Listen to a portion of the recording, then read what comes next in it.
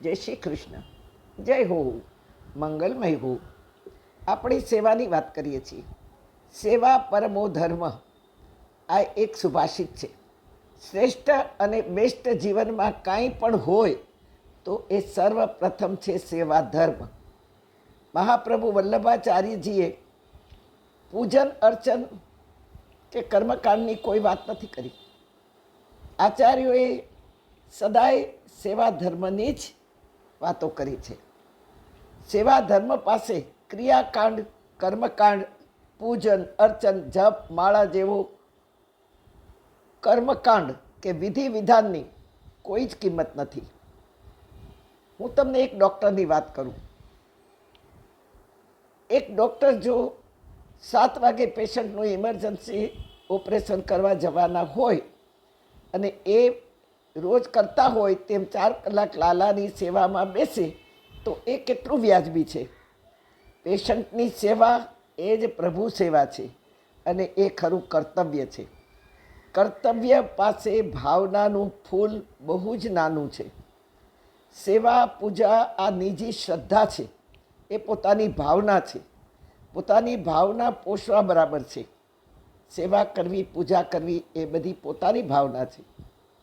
પણ એ ભાવના કરતાં કર્તવ્ય બજાવવું એ જ પ્રભુની સેવા છે.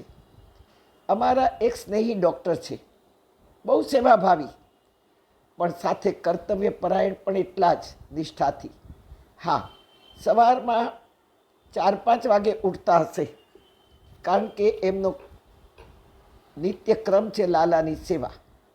વળી એમની સેવામાં લાલાને સ્નાન કરાવવું, એમને નવા વસ્ત્રો વાઘા પહેરાવવા, નવા આભૂષણો પહેરાવવા, સ્તોત્ર ગાવા, સ્તવન ગાવા. એટલું જ નહીં, પણ એમની સામગ્રી કે જે કાંઈ સામગ્રી સિદ્ધ કરવી હોય તે પણ પોતે જ બનાવે.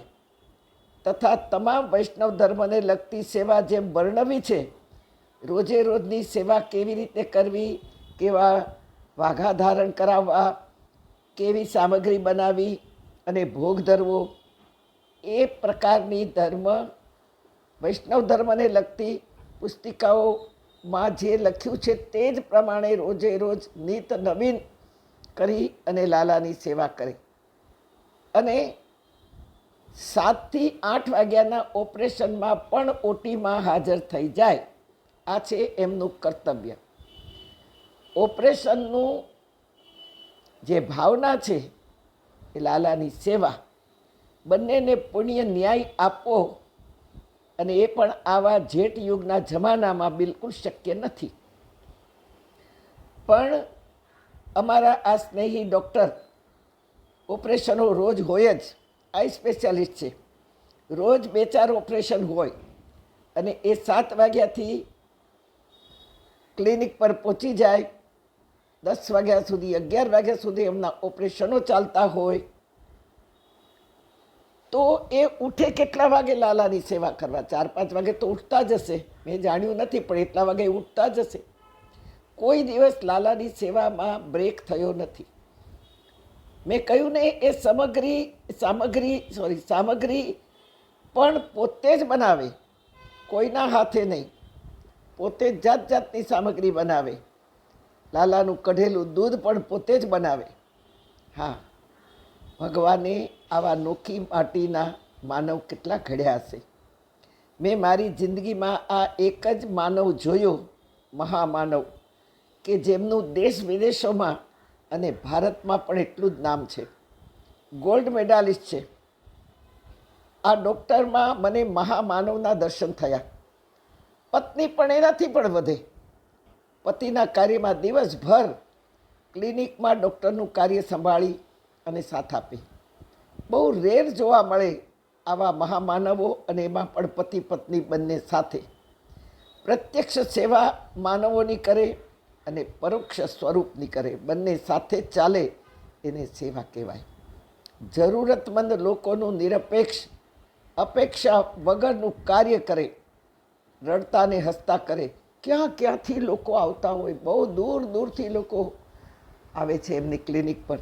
70-80ની ગણતરી તો મેં કરી છે એમના ક્લિનિક પર બેસીને. હા, રડતા આવેલા હસતા જાય. મેં જાણ્યું રેટિના સ્પેશિયાલિસ્ટ છે. બહુ એક ઉંમરલાયક એક વૃદ્ધની આંખો ચાલી ગઈ હતી, દેખાય જ નહીં. કોઈએ એમને એમનું નામ દીધું કે આ ડૉક્ટરને બતાવો, રેટિના સ્પેશિયાલિસ્ટ છે, અને એમને નવું જીવન આપ્યું. ફ્રી સર્વિસ આપવી આ સેવા કાર્ય છે, જેમાં સેવા કરવાની જ વૃત્તિ, મેવા ખાવાની વૃત્તિ નથી, લેવાની વૃત્તિ નથી, કંઈક આપવાની વૃત્તિ છે, તે સેવા છે. બાકી વાત કાલે કરીશું.